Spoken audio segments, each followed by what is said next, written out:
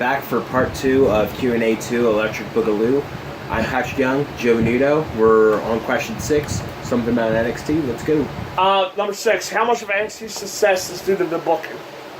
And how much is it due to the show only around 1 hour each week and takeovers only happen every 2 to 3 months? So I'll go into this first. There are a lot of advantages for a 1 hour show that leads up to maybe 3 or 4 takeovers a year. Just because the shows are easy to sit through time-wise. For 1 hour is easy to sit through in 3 hours. There's a reason I said 3 hours, Raw.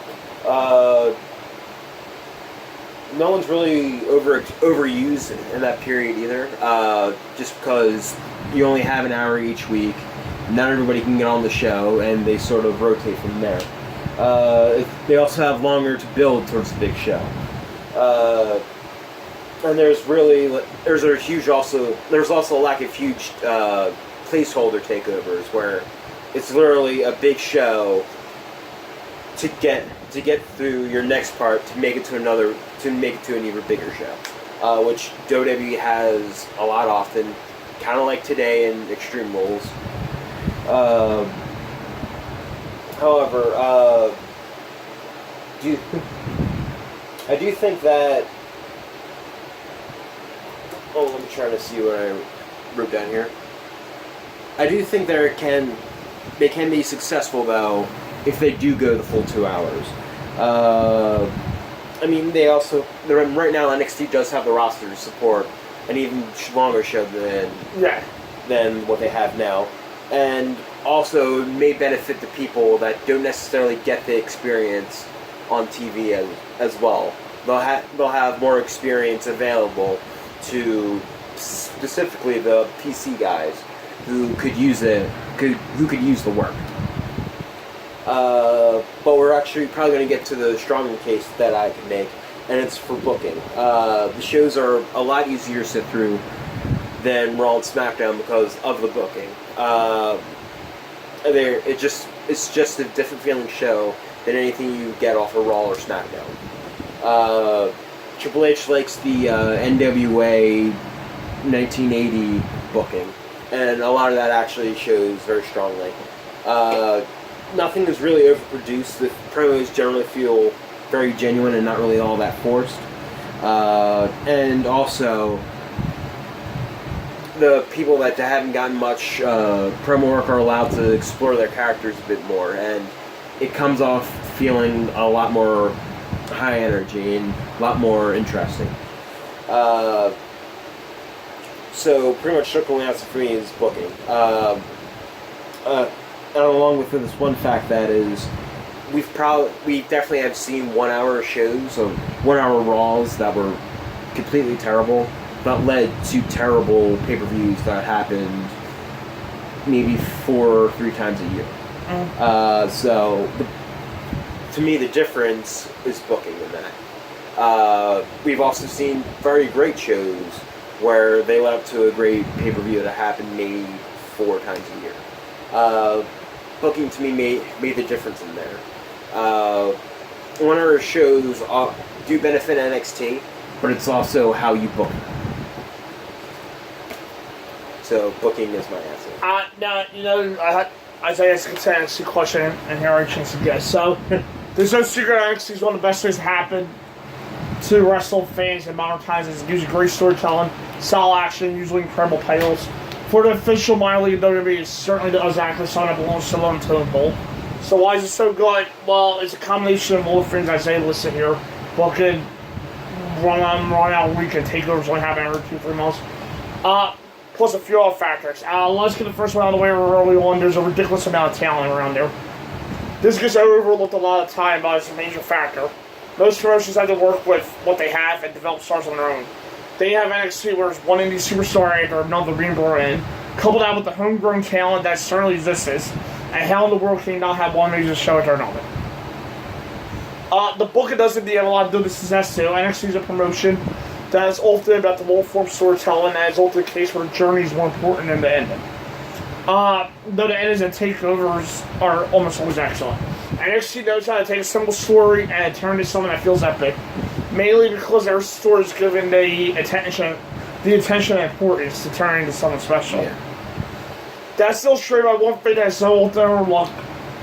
And Mauro now, Nigel against Chris Boston, the commentary. Oh, yeah. While I know it sounds simple, partially because it is, the commentary on NXT is something that elevates everything around it. Yes, he in person has gotten a lot better. Yes. And stronger. Yes. Why is that the case? It's because no matter what's going on from them, the commentators treat it like it's the most important thing in the world right now. Watch any episode of NXT and see how many times they told us something else going on. Watch any episode of NXT and see how many times they talk about something else going on or someone that's coming later in the show. Now compare that to any given Monday Night Raw or SmackDown Live where such a thing is discussed 5 times per match, at minimal. That's so important, and due to reasons of WWE being WWE, it's not something they ever get on the main roster. Instead, you get a little more than WWE treat models in front of them like filler until we get to the stuff that actually matters. If WWE doesn't care about what's in front of them, why in the world will I care about either? NXT can turn any given match into something that feels like a main event. They're capable of making a number 1 contenders match to the tag team titles, which will be a 4-minute match show on Monday Night Raw with luck. It is something that feels important. It makes a difference. The length of the weekly show does play a big role as well. On Monday Night Raw, there's a desperately filled time because, as we've been covering the whole time on here, 3 hours is too long for a weekly wrestling show. That means a lot of replays, a lot of well-told segments, and a lot of matches that are pretty clearly being extended for the sole purpose of being extended. It also brings out the problem that the fans are just getting burned out. 3 hours and add 10 to 15 extra minutes. It's too long that the viewers keep up their interest when a lot of shows just isn't very good. Cut that into a third and it's hard to get bored. Let alone become annoyed at how many shows in front of you. NXT often doesn't even make it to 50 minutes. Yeah. Leaving you with just enough to get your interest going before telling you to be with them next week. There's a benefit that the main roster just doesn't have, and it shows more and more every single week. Finally, yeah, TakeOver schedule does help a lot. This was being written to warning of its rules, and there's not a lot of fire to the whole thing on the rule side of things, because it's clearly just a big piss stop before SummerSlam. We're 4 weeks removed from Money Bank, and a lot of matches are just full off from that show. It's taking place because we need a pay-per-view every month, and because we have a bunch of stores that need a blow-up match. Take Everything is lucky by not having that issue built in. While they may not have the choice of when TakeOver was taking place, because it's the week of a big one, the week of a big show, for the main roster, they do have extra time to set up whatever they need, and that's going to be a major plus. It also allows the fans to wanting to see some more NXT, because they got a big show every few months. The fact that they have a tendency to have some of the best shows of the year offers a few perks of it going well. So to answer your question, it's a big combination of everything. NXT is all the benefits of the best promotions in the world and all the weaknesses, which has allowed it to become one of the true choice that wrestling fans get to enjoy. Will it survive on its own without WWE support? Not likely, but that's because it doesn't have to. It's a perfect storm of greatness, and we're lucky enough to get to sit back and watch every single week before getting to drool at all the takeovers. Yes. And the last question, Bobby? It's a fair response. Number 7, last question for the week. And if you can recommend one show on the WWE Network, which isn't a pay-per-view, which we recommend? And primarily just because Joe told me that he goes through about 13 different things on the WWE Network. But hold on, I'll give you the list later. I'll count it for real quick.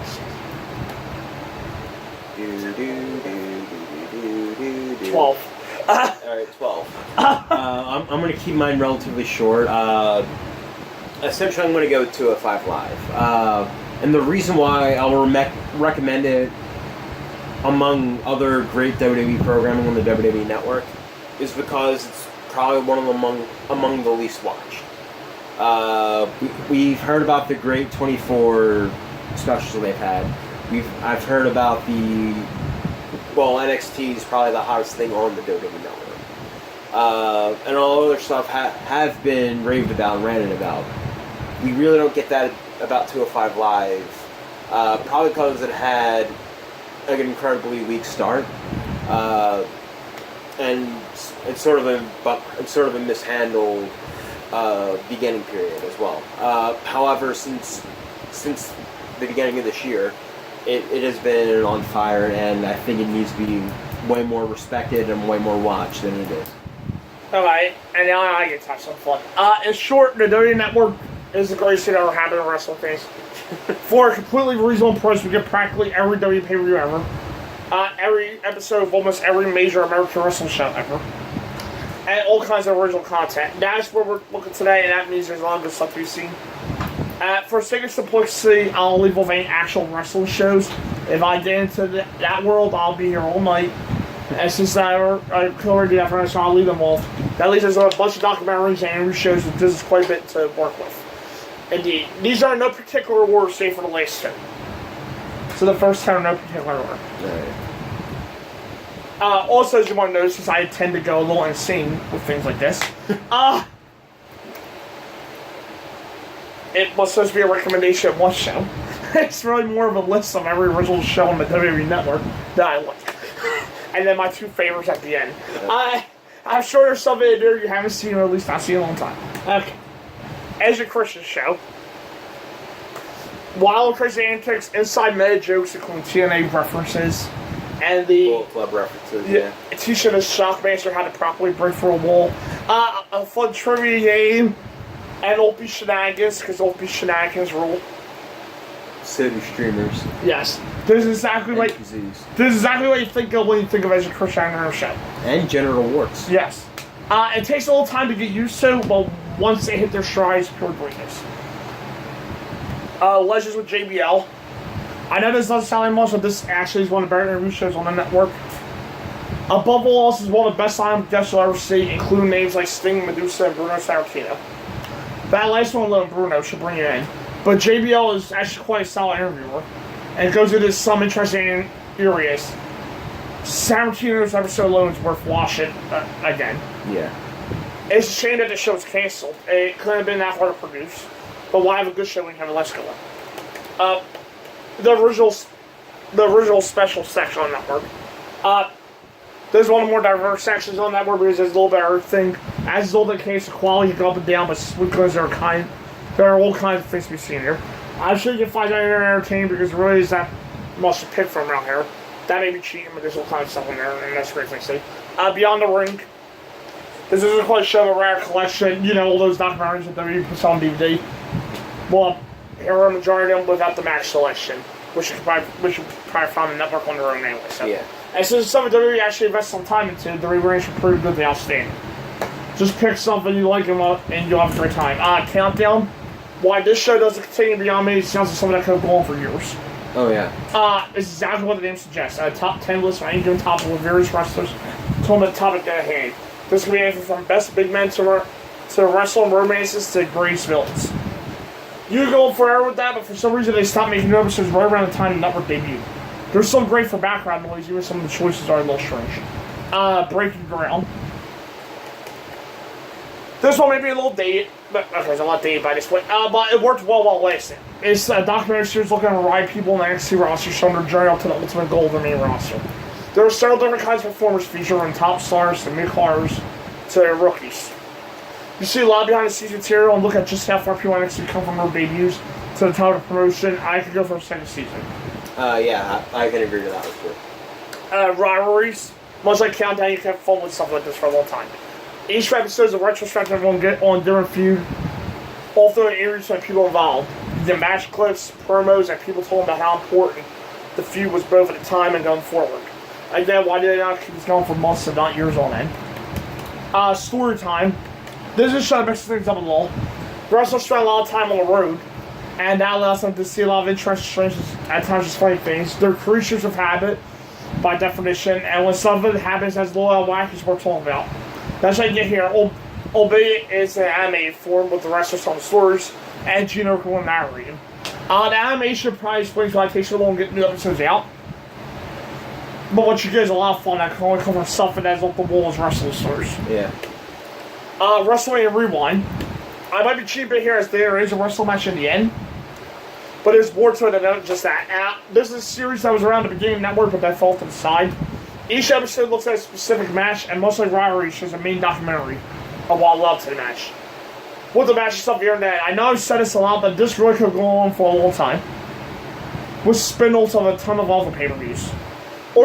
Yeah, you could probably have done like 5 to 10 episodes for like a road to WrestleMania a year.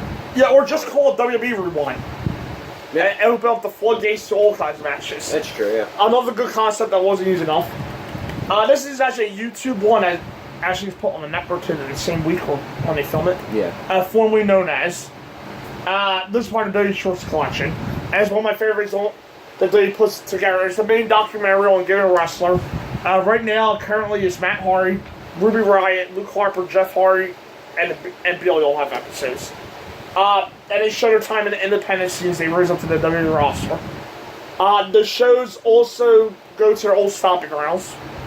Yeah. Omega for Matt Jeff, Shimmer for Ruby, CZW for Luke Harper, and I forget what Billy wrestled, but still.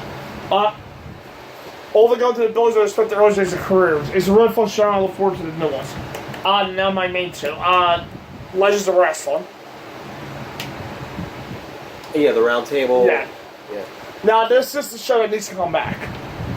This is from the old WWE 24/7 on Comcast, on Xfinity. It's on the main service.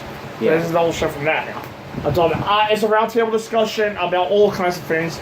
But the expert panel includes some major names and people who were right there doing what was being told about. And now you have like every single legend ever that you're on good terms with again, finally, that can add to these. Oh, yeah. So, I think they stopped in 2010, I'm not sure.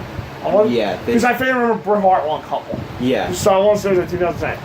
Actually, may have been 2011 because I believe the last one was with Kevin Nash. Okay, yeah, it's 2011. Okay. Yeah, there's topics such as wrestling families, Canadian wrestling, Texas wrestling in the 1970s, and all kinds of other things. For a life of me, I don't know why this wasn't done more often, as not much someone would take much ever put together. There are some gems in there, though, and each episode is worth seeing. Specifically the one where, I think it was Worst Character, is Dusty cracked me up talking about, what Shockmaster. Yeah. And last, Pat mentioned already about WWE 24. If there's one that WWE knows how to do, and this is my number one, it's to make a good documentary. Yeah. And this might be their best series. As to be honest, you look at various topics, which often includes a specific show, WrestleMania, the post-WrestleMania Raw, Monday Night Raw, etc., or a specific superstar wrestler. Goldberg, Roman Reigns, I put AJ Styles, he didn't have one. Finn Balor. Most recently, last month's the Hardy Boys one, and it looks like everything they've been doing to get ready for some kind of event. And which Hardy Boys may actually have had the best one so far. Yeah. These are just well done, and Julia as well, mainly built around interviews on the main focus. These are great, and it's not like just stuff about their career. The superstar ones. The ones about the wrestlers, it's just not about their. It's more about their personal life than just the wrestling. Yeah. These are just well done and Julia and well mainly built around interviews as the main focus. These are great and the topic doesn't even matter, which is a sign of something special. And I highly recommend that series because you're seeing the face. Yeah, I can see it. You're seeing the face and the hand of the series. Yeah, goodbye. So the WWE Network's also we get that. And that's all for now, so until next week, follow us down below. Yes. On Twitter, the Pack 205 at the Joven 205. Yeah. And if you have your own Q&A suggestions, please leave this them. video or any other previous videos I'll upload throughout the week. Yes. Or on our Twitter page. At Twitter at WrestleIMB. And Twitter at SureNet. Instagram WrestleIMB. Instagram _for photography. And we'll see you on Friday for our Raw SmackDown Live 2 of our live NXT reviews. Yes, you will. See you then. See you then.